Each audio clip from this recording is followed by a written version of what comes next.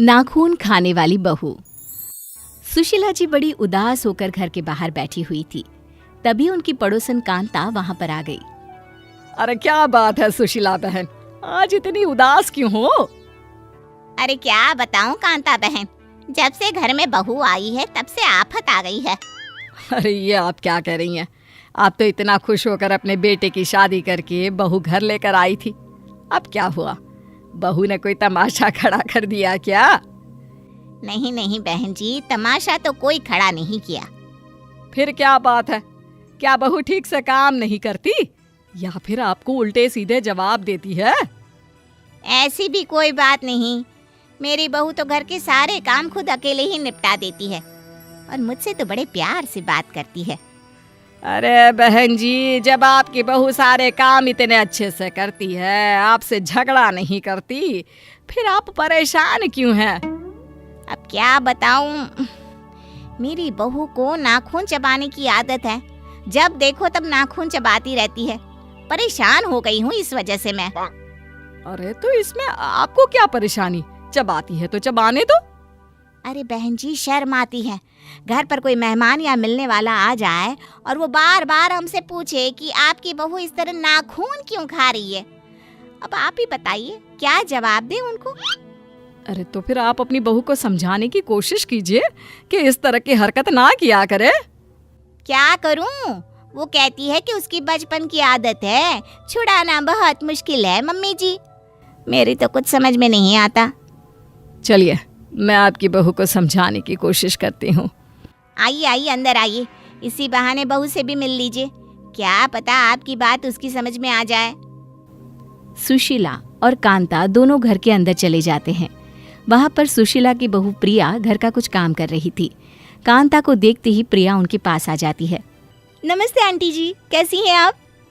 मैं तो बिल्कुल ठीक हूँ बेटा, खूब खुश रहो, भगवान तुम्हें लंबी उम्र दे। आंटी, मैं आपके लिए चाय नाश्ता लेकर आती हूँ। आप तब तक बैठकर मम्मी जी से बातें करें। अरे बेटा, चाय की क्या जल्दी है, यहाँ आओ, मेरे पास बैठो। सारा दिन काम में लगी रहती हो, कभी हम लोगों के पास बैठकर बातें भी किया करो। जी आंटी जी, मैं आप लोगों के पास बैठ जाती हूँ बस। कुछ ही देर बाद बातें करते करते प्रिया अपने नाखून चबाने लगती है। ये देखकर कांता ने उससे कहा, अरे प्रिया बेटा, ये तुम क्या कर रही हो? इतनी पढ़ी लिखी सुंदर और समझदार लड़की होकर इस तरह नाखून चबाना अच्छा नहीं लगता। सॉरी आंटी जी, वो क्या है ना, मुझे पता ही नहीं चलता कि मैं कब अपने नाखून चबाने लग जाती हूँ। अरे जरा दिखाओ तो तुम्हारे नाखून। ये देखिए। देखा आपने, प्रिया ने अपने नाखून चबा चबा कर पूरी तरह गायब कर दिए हैं। अब कौन समझाए इसे? अरे कोई बात नहीं, लेकिन बेटा तुम्हें इस तरह नाखून नहीं खाने चाहिए। देखो, अगर तुम इस तरह की कोई भी हरकत करोगी ना, तो कोई तुम्हारी अच्छाइयों को नहीं देखेगा, सब तुम्हारा मजाक बनाएंगे। आपकी बात सही है आंटी, लेकिन मैं क्या करूं? मेरा अपनी इस आदत पर बिल्कुल कंट्रोल नहीं है। लेकिन बेटा, मैंने भी तुम्हें कितनी बार कहा है, तुम्हें कोशिश तो करनी चाहिए ना। अच्छा, कोई बात नहीं प्रिया, कल मेरे घर पर छोटी सी पूजा है, मोहल्ले की कुछ औरतें भी वहां पर आएंगी। मैं चाहती हूँ तुम भी हमारे घर आओ। जी बिल्कुल, मैं मम्मी जी के साथ आपके घर जरूर आऊंगी। अगले दिन सुशीला जी अपनी बहू प्रिया के साथ कांता के घर पूजा करने के लिए जाती है। प्रिया मोहल्ले की औरतों के साथ बैठी हुई थी। तभी अचानक से मोहल्ले की एक औरत सीमा के चिल्लाने की आवाज आई। अरे ये देखो, सुशीला जी की बहू मेरा हाथ पकड़कर मेरे नाखून खा रही है। हैं? ये क्या कह रही हो? आपको क्या लगता है मैं झूठ बोल रही हूँ? ये देखिए, आपकी बहू मेरे बाजू में बैठी थी।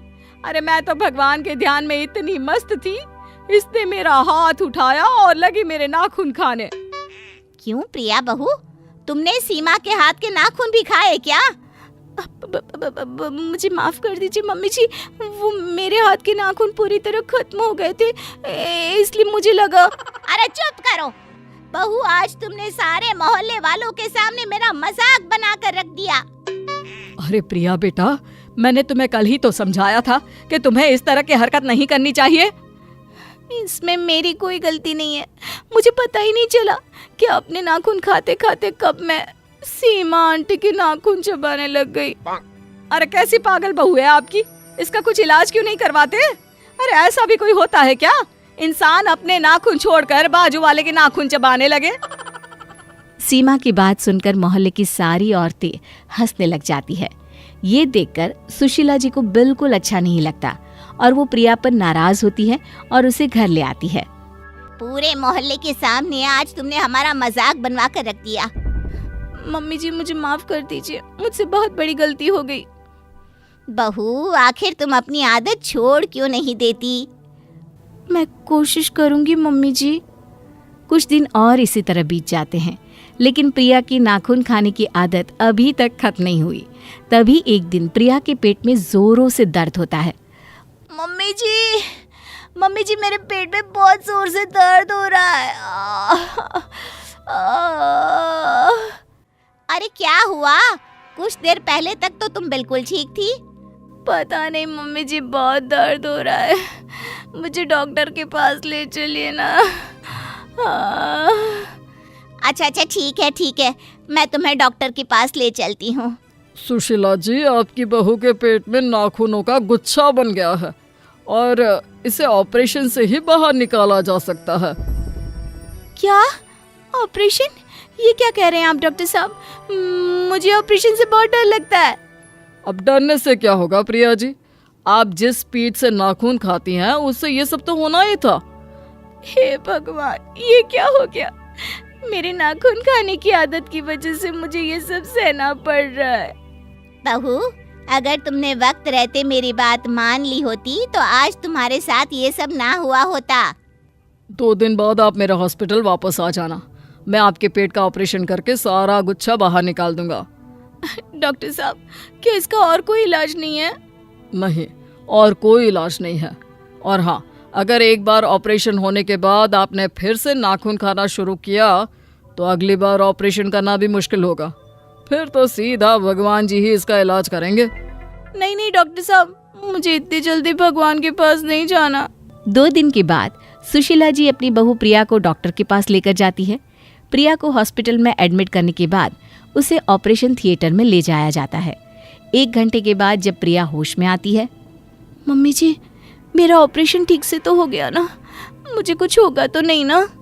क्यों, तुम्हें अच्छा नहीं लग रहा क्या? नहीं मम्मी जी, ऐसी कोई बात नहीं है, लेकिन मुझे पता है डॉक्टर ने मेरा पेट काट कर नाखून का गुच्छा बाहर निकाला होगा और अब मुझे कई दिनों तक एक बिस्तर पर पड़े रहना होगा। प्रिया की बात सुनकर डॉक्टर और सुशीला दोनों जोर जोर से हंसने लगते हैं। ये देखकर प्रिया हैरान रह जाती है और पूछती है, अरे ये क्या बात हुई? मेरा ऑपरेशन हुआ है और आप लोगों को हंसी आ रही है। नहीं प्रिया जी, आपका कोई ऑपरेशन नहीं हुआ है। हाँ, तो फिर मैं बेहोश क्यों थी और मुझे हॉस्पिटल में एडमिट क्यों किया गया? तुम्हें डराने के लिए, और किस लिए? इतनी बार तुम्हें समझाया कि तुम्हें नाखून नहीं खाने चाहिए, लेकिन तुम्हें समझ में ही नहीं आता था। मुझे लगा कि यही एक सही तरीका है। लेकिन उस दिन भी तो डॉक्टर साहब ने कहा था कि मेरे पेट में दर्द नाखूनों की गुच्छी की वजह से है। वो मैंने आपसे इसलिए कहा था क्योंकि आपकी सासू माँ ने मुझे ऐसा करने के लिए कहा। अगर मैं और आपकी सासू माँ आपको डराते नहीं तो आपकी नाखून खाने की आदत कभी नहीं जाती। तो क्या मैं बिल्कुल ठीक हूँ? मेरा पेट कटा नहीं है? जी नहीं, बिल्कुल भी नहीं, आप एकदम ठीक है। बस थोड़ी देर के लिए आपको बेहोशी का इंजेक्शन दे दिया गया था। और वो भी तुम्हें डराने के लिए बहू। लेकिन ध्यान रखना, अगर आगे से नाखून खाए तो सचमुच तुम्हारा ऑपरेशन करवा दूंगी। अपनी सास की बात सुनकर प्रिया जोर जोर से हंसने लगी और साथ ही उसने मन ही मन ये निश्चित भी कर लिया था कि वो कभी अपने या किसी और की नाखून नहीं खाएगी।